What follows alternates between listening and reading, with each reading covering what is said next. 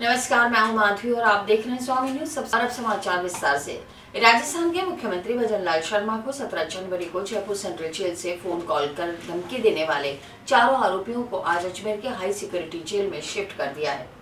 इस मौके पर पुलिस का भारी जाब्ता मौजूद रहा। राजस्थान के मुख्यमंत्री भजनलाल शर्मा को 17 जनवरी को जयपुर सेंट्रल जेल से फोन कॉल कर धमकी देने वाले चारों आरोपियों को आज अजमेर की हाई सिक्योरिटी जेल में शिफ्ट किया गया। इस संबंध में अधिकारी ने जानकारी देते हुए बताया कि चारों ही आरोपी सजायाफ्ता मुजरिम हैं, जिन्हें आज अजमेर की हाई सिक्योरिटी जेल लाया गया। इस मौके पर पुलिस का भारी जाब्ता मौजूद रहा। अजमेर के मीनू स्कूल में किलबिल 16वें बाल मेले का आज आयोजन किया गया। मीनू स्कूल में संस्था जुलाई 1988 से मानसिक विकलांग बच्चों के लिए शिक्षण, प्रशिक्षण एवं पुनर्वास का कार्य अजमेर जिले में कर रही है। वर्तमान में 1900 से अधिक मानसिक विकलांग, ऑटिज्म, सेरेब्रस पाल्सी एवं बहुविकलांग बच्चों को संस्था द्वारा नियमित सेवाएं दी जा रही हैं। आज इस मेले में अन्य स्कूलों के सामान्य बच्चे भी उपस्थित रहे। अजमेर के मीनू स्कूल में किलबिल 16वें बाल मेले का आज आयोजन किया गया। मीनू स्कूल के संस्था जुलाई 1988 से मानसिक विकलांग बच्चों के लिए शिक्षण, प्रशिक्षण और पुनर्वास का कार्य अजमेर जिले में कर रही है। वर्तमान में 1900 से अधिक मानसिक विकलांग, ऑटिज्म, सेरेब्रल पाल्सी और बहुविकलांग बच्चों को संस्था द्वारा नियमित सेवाएं दी जा रही है, जो आवासीय विद्यालय है, केयर सेंटर और सामुदायिक आधारित शिक्षण प्रशिक्षण के माध्यम से प्रदान की जा रही है। समाज में आज भी इन बच्चों को उपेक्षित और अलग दृष्टि से देखा जाता है। अगर इन बच्चों को भी सामान्य बच्चों की तरह अवसर मिले तो ये भी अपनी प्रतिभा का प्रदर्शन कर सकते हैं। ये बच्चे भी इसी समाज का एक हिस्सा हैं।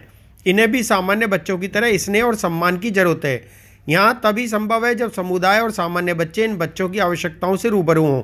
इसी क्रम में संस्था द्वारा आज 16वें किलबिल बाल मेले का आयोजन किया गया। इस बाल मेले के आयोजन का मुख्य उद्देश्य विशेष आवश्यकता वाले बच्चों का समाज के दूसरे सामान्य बच्चों के साथ संवाद स्थापित कर उन्हें एक मंच उपलब्ध कराना है। आज सर 16वां किलबिल हम लोग आयोजित कर रहे हैं मीनू स्कूल चाचे आवास में।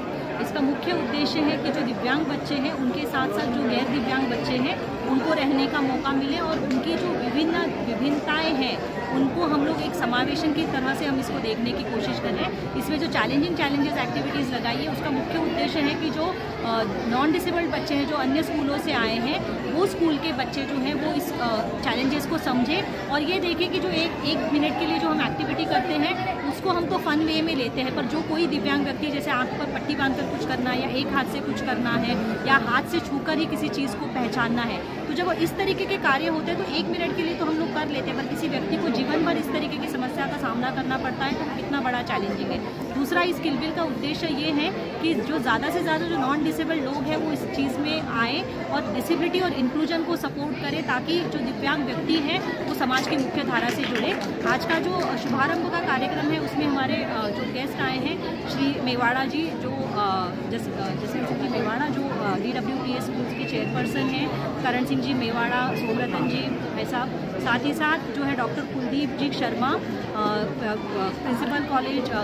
Principal girls college madam Mishra ji, professor madam Sangeeta Samant ji और विभिन्न स्कूल्स के लोग यहाँ पार्टिसिपेट हुए। साथ ही साथ जो हमारे शास्त्री जी हैं वो भी यहाँ आए हुए हैं और काफ़ी सारे लोग जो हैं जिन्होंने इस मेले में सहयोग किया है वो अलग अलग स्कूलें आज यहाँ आई हैं और ये 11 बजे से लेके शाम को 3 बजे तक ये मेला जो है वो रहेगा। आज ये मीनू स्कूल चाचे आवास में किलबिल मेले का आयोजन हो रहा है। इस मेले को मैं पिछले करीब 4-5 सालों से देख रहा हूँ और ये जैसे एक बीज से लेके वटवृक्ष जैसे बन रहा है वैसा ही इस मेले का आयोजन भव्य से भव्यतम होता जा रहा है। कोई यहाँ देख के ये डिफ्रेंशिएट नहीं कर पाएगा कि यहाँ दिव्यांग बच्चों का मेला है या नॉर्मल बच्चों का। तो ये इन कौशिक साहब, प्रिंसिपल साहब, इन लोगों की अथाह मेहनत है कि ये जो है दिव्यांग बच्चे भी आज सामान्य जीवन जी रहे हैं और अपनी नॉर्मल आजीविका के तरीके अपना रहे हैं और सीख के डेवलप्ड होके बिल्कुल। और बहुत सारे क्षेत्रों में तो मैंने देखा उनकी कला और उनकी योग्यता सामान्य बच्चों से कहीं अधिक है और बड़े आर्टिस्टिक और बड़ा सुंदर आयोजन जो इन्होंने किया है इस बार, ये बहुत बहुत साधुवाद और बहुत बहुत धन्यवाद के पात्र हैं। अजमेर के सेंट विल्फ्रेड लॉ कॉलेज के प्रथम, द्वितीय और तृतीय वर्ष के विद्यार्थियों द्वारा अजमेर के सेशन कोर्ट में विजिट कर जानकारियां प्राप्त की। इस मौके पर आए सभी 40 विद्यार्थियों को बार एसोसिएशन के अध्यक्ष ने न्यायिक प्रक्रिया के बारे में अवगत कराया। सभी लॉ स्टूडेंट्स द्वारा पारिवारिक न्यायालय सहित अनेक न्यायालयों की विजिट कर न्यायिक प्रक्रिया को समझा गया। अजमेर के सेंट विल्फ्रेड लॉ कॉलेज के प्रथम, द्वितीय और तृतीय वर्ष के विद्यार्थियों द्वारा अजमेर के सेशन कोर्ट में विजिट कर जानकारियां प्राप्त की गई। इस मौके पर आए सभी 40 विद्यार्थियों को बार एसोसिएशन के अध्यक्ष ने न्यायिक प्रक्रिया के बारे में अवगत कराया। सभी लॉ स्टूडेंट द्वारा पारिवारिक न्यायालय सहित अनेक न्यायालयों की विजिट कर न्यायिक प्रक्रिया को समझा गया। इस मौके पर विद्यार्थियों के साथ कॉलेज के प्रोफेसर भी उपस्थित रहे। मैं सेंट विल्फ्रेड कॉलेज का लॉ कॉलेज का LLB थर्ड ईयर का स्टूडेंट हूँ। हम लोग थ्योरी में तो क्लास में बहुत पढ़ते हैं, लेकिन हम आज जो हम यहाँ पर विजिट किया था वो प्रैक्टिकल नॉलेज के लिए हमने बहुत प्राप्त किया है। सेक्शन न्यायालय में क्या होता है, प्रथम न्याय मजिस्ट्रेट क्या होता है और उसके बाद सिविल न्याय मजिस्ट्रेट क्या होता है, उसका सबका आज हमने पूरी जानकारी ली। और हमें जो यहाँ के जो सेक्शन न्यायालय और प्रथम वर्ग के न्यायिक मजिस्ट्रेट थे, उन्होंने हमें अच्छी तरह से गाइडेंस किया कि आप लोग है ना प्रैक्टिकल में जितना ज़्यादा ध्यान दोगे उतना ही अपना आगे का सेटअप कर सकोगे। इसलिए आज जो हमने हासिल किया है, इससे हम एम बना लिया है कि हमें डेली कोर्ट में आकर के प्रैक्टिकल थ्योरी के साथ साथ हमें प्रैक्टिकल सीखना भी अन्यायत ज़रूरी है। क्योंकि आज के समय में जो हमारे नए लॉयर है उनके लिए इतनी समस्या है कि कोई भी वकील जो विशिष्ट प्रकार के वकील होते हैं वो उनको सिखाने के लिए नहीं होते हैं। जिसका अगर कोई न्यायालय में अगर कोई वकील नहीं है और वो नया वकील अपने ग्राउंड पर आना चाहता है तो उसके लिए बहुत ज़्यादा समस्या होती है, क्योंकि गवर्नमेंट की तरफ से या प्राइवेट अगर उसको क्लाइंट नहीं है तो उसके लिए कोई पेमेंट भी की सुविधा भी नहीं होती है। वह अपना जीवन यापन करना भी बहुत मुश्किल होता है। ये हमारे प्रोफेशनल लॉ में मतलब बहुत ज़्यादा प्रॉब्लम है। और इसके लिए हम जो अगर मान लो आर्थिक स्थिति से जो विद्यार्थी ठीक है उनके लिए तो ठीक है, जिसकी आर्थिक स्थिति ठीक नहीं है उन विद्यार्थियों के लिए हमारे देश के प्रति या जो हमें जो बार काउंसिल ऑफ राज्य विधिक परिषद से और एक भारतीय विधिक परिषद से हमारे से अनुरोध है कि हमें जो एक नए वकीलों के नए लॉयर के लिए हमें कुछ व्यवस्था की जाए और उनके लिए बेंच की व्यवस्था की जाए, जिससे कि हर एक को जाने के बाद उनको सिखाने का प्रयास करें और जो कि वो अपना आगे के लिए बहुत ज़्यादा प्रोग्रेस कर पाएँ। Saint Wilfred law college Gegal Ajmer की तरफ से जो विधि के विद्यार्थी हैं प्रथम वर्ष, द्वितीय वर्ष और तृतीय वर्ष के, उनका सेशन कोर्ट का विजिट था। बार अध्यक्ष ने भी बच्चों को अटेंड किया, उन्हें अपना समय देकर न्यायिक प्रक्रिया के बारे में अवगत कराया। इन्होंने बाकी की कोर्टों का विजिट किया है, यहाँ पारिवारिक न्यायालय, मोटर दावा प्राधिकरण, उन सब का भी विजिट किया है। और हमारे साथ में हमारे बाकी असिस्टेंट प्रोफेसर भी इनके साथ ही हैं, अंजनी कुमार शर्मा, महेंद्र मोहन सर। 40 स्टूडेंट्स की परमिशन थी और 40 स्टूडेंट ने अभी यहाँ पे अपना जो भ्रमण है कोर्ट परिसर का वो संपूर्ण किया है और यहाँ की न्यायिक प्रक्रिया और कार्यवाही को समझा है, जो इनके आगे वाले जिस क्षेत्र में इन्हें प्रवेश करना है, चाहे ये बार के रूप में उपस्थित हो या बेंच के रूप में, दोनों ही दृष्टि से इनके लिए उपयोगी होगा। मैं सेंट विल्फ्रेड कॉलेज से हूँ, फर्स्ट ईयर की छात्र हूँ।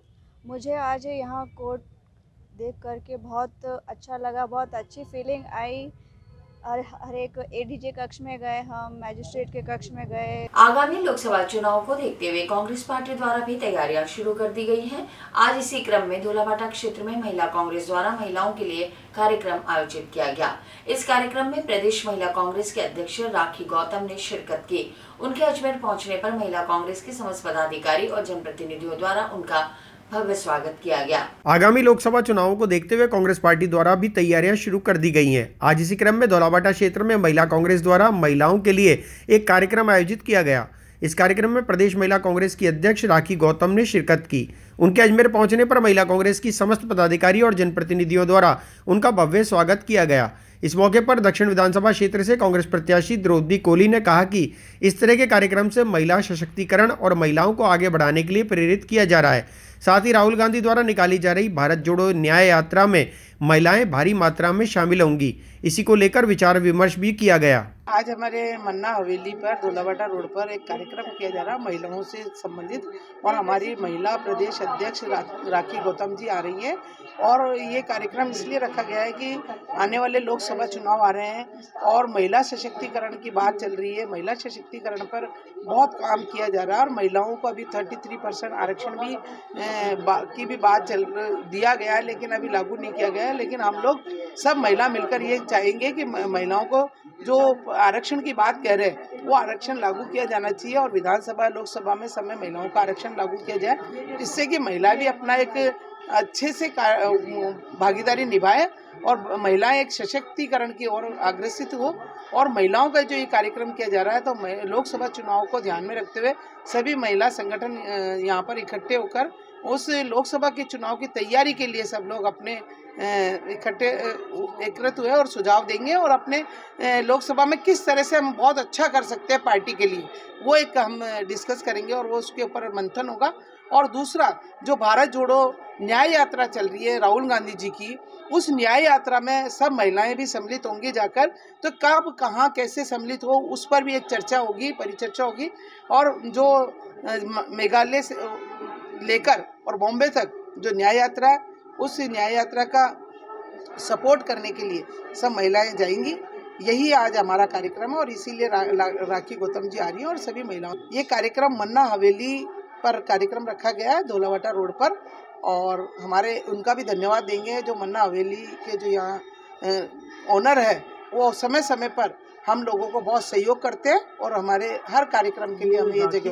पहले तो मैं आप सब मीडिया वालों की बहुत बहुत आभारी हूँ कि आप लोग समय समय पर आके हमको सशक्त बनाते हैं। अब दूसरी बात यह है कि जहाँ तक राखी गौतम जी का सवाल है, वो भी अभी 1 साल 1.5 साल हुआ है उनको बने हुए, और वो क्या अभी तो सारी कांग्रेस का जो दिमाग चल रहा है वो महिला संगठन पे चल रहा है। क्योंकि अगर हमारी महिला संगठन सशक्त है, स्ट्रॉन्ग है, तो वो कई चीज़ें ऊपर ला भी सकती हैं अपनी प्रॉब्लम्स को और कर भी सकती हैं।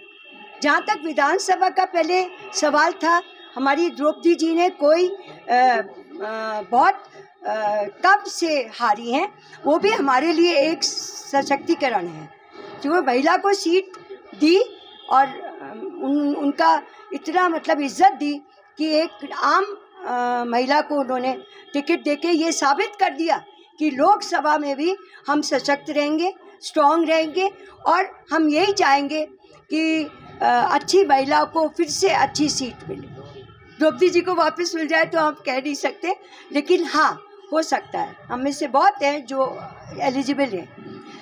अब रही संगठन की बात, जो हमारी न्याय यात्रा राहुल गांधी जी निकाल रहे हैं, अभी मणिपुर से चले अब बॉम्बे में ख़त्म होगी, तो वो कोई आम यात्रा नहीं है। वो इस चीज़ को दर्शाती है कि कांग्रेस हार के भी जीतेगी और वो ऊपर आएगी, और एक समय आएगा जब अच्छे अच्छे को वो पानी पिला देंगे। ये तो बात सही है। और आज का जो हमारे यहाँ हवेली पर जो उनके आगमन का हम लोग वेट कर रहे हैं, राखी गौतम जी का। देश भर में चलाए जा रहे स्वच्छता अभियान को लेकर आज लोहाकान स्थित वाटर वर्क्स विभाग में विशेष सफाई अभियान चला। इस अवसर पर कर्मचारियों द्वारा अपने अपने कमरों की साफ सफाई, गैलरी में पड़े बेकार सामान को हटाना, साथ ही मिट्टी, कचरा और धूल साफ करने का लक्ष्य रखा गया। देश भर में चलाए जा रहे स्वच्छता अभियान को लेकर आज लोहाकान स्थित वाटर वर्क्स विभाग में विशेष सफाई अभियान चलाया गया। इस संदर्भ में जन स्वास्थ्य अभियांत्रिक विभाग के अधीक्षण अभियंता राजीव कुमार ने जानकारी देते हुए बताया कि रोजाना विभाग की सफाई तो की जाती है, लेकिन 3 दिवसीय विशेष सफाई अभियान चलाया जा रहा है, जिसमें अपने अपने कमरों की साफ सफाई, गैलरी में पड़े बेकार सामान को हटाना, साथ ही मिट्टी, कचरा और धूल साफ करने का लक्ष्य रखा गया है। उन्होंने कहा कि पूर्णतः स्वच्छ वातावरण में कार्य करने से सकारात्मकता आती है और कार्य के प्रति ऊर्जा भी प्राप्त होती है। मैं राजीव कुमार, अधीक्षण अभियंता जन स्वास्थ्य अभियांत्रिकी विभाग, व्रत अजमेर से बोल रहा हूँ। आज हमारा पूरा स्टाफ यहाँ पर इकट्ठा हो रखा है और हम सब लोग मिलकर के सफाई अभियान चला रहे हैं।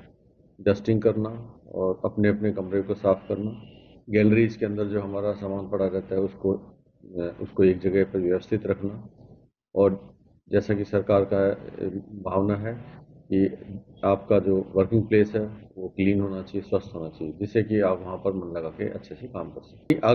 आगे भी चलेगा, लेकिन ये जो भावना है कि आप अपने कार्यस्थल को खुद साफ करें, तो उससे जुड़ाव होता है। और रूटीन के अंदर तो हमारी जो सफाई होती है, जो सफाई कर्मचारी करते हैं, वो उस स्तर तक नहीं पहुंचते जिस स्तर तक आज हम। हजरत सैयद पीर शहीद मामू भांजा के 2 दिवसीय उर्स के मौके पर अंजुमन मुहिब्बा ने अहले बैत की जानिब से पन्नीग्राम चौक से हजरत पीर गैब शहीद बाबा के दरगाह से चादर का जुलूस गाजे बाजे व कव्वाली के साथ असर की नमाज के बाद एहसान मिर्जा की अगुवाई में रवाना हुआ।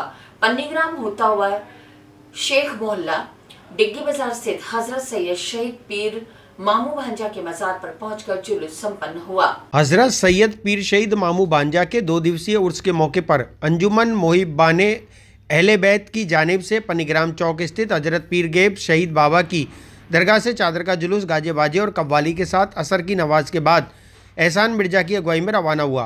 पन्नीग्राम होता हुआ शेखा मोहल्ला डिग्गी बाजार स्थित हजरत सैयद शहीद पीर मामू भांजा के मजार पर पहुंचकर जुलूस संपन्न हुआ। रास्ते में जुलूस का कई जगह स्वागत हुआ।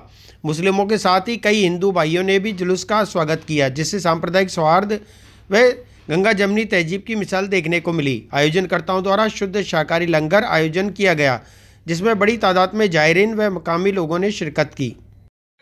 अस्सलाम वालेकुम व रहमतुल्लाहि व बरकातुहू। आप तमाम आशिकीन को मामू भांजा के उर्स बहुत बहुत मुबारक। और ये उर्स सन 93 से हम लोग मनाते आ रहे हैं। इसमें तमाम हिंदू मुसलमान सिख ईसाई सब शिरकत फरमाते हैं।